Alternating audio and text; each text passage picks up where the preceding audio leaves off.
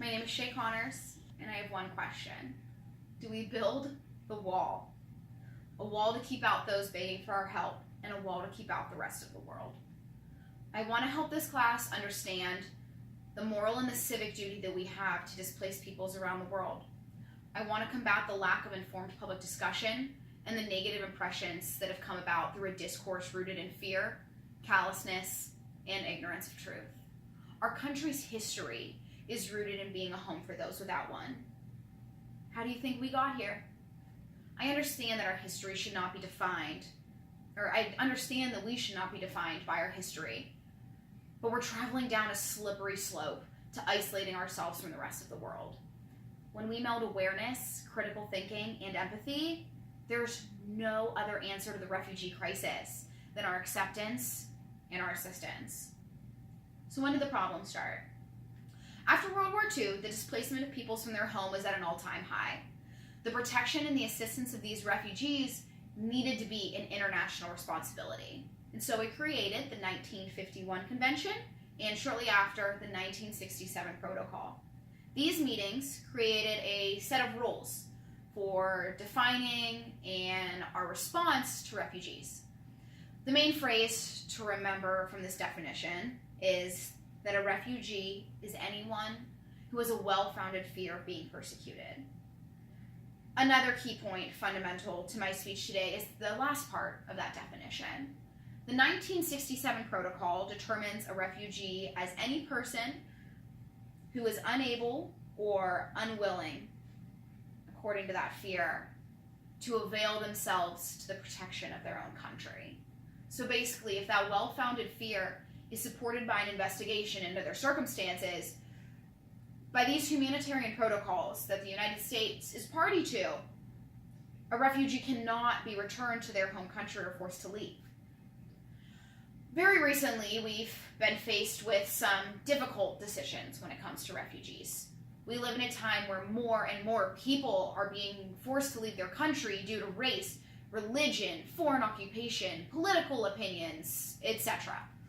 We currently have over 19.6 million people falling under the definition of refugees, and over half of that number being children under the age of 18. But at a time where more oppressed people than ever before are seeking refuge, the United States refugee ceiling is now set at its lowest level since the program began. So why?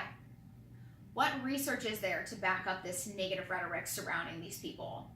They're taking our jobs. Surprise! They're actually creating them.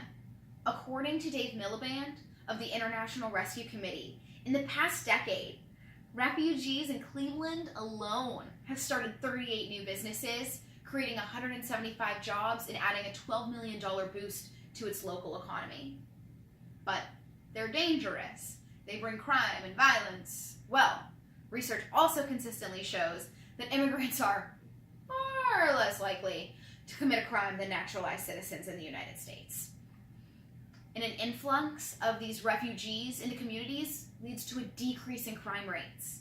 Now, some of you may have already seen the image that I'm about to show you.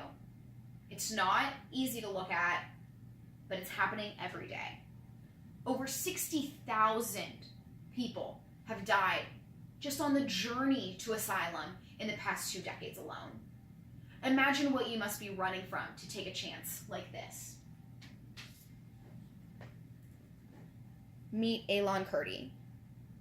He was a 3-year-old Syrian boy fleeing with his family off the coast of Turkey, trying to reach an island off of Greece. Boat capsized. Him, his brother, his mom, all died. Our fear of different cultures cannot be worth this. Unfortunately, it's a long political journey for these countries to find the peace that would eliminate the root of the problem. But we can take a stance. We can challenge our politicians to answer how their policies address the root of the issue.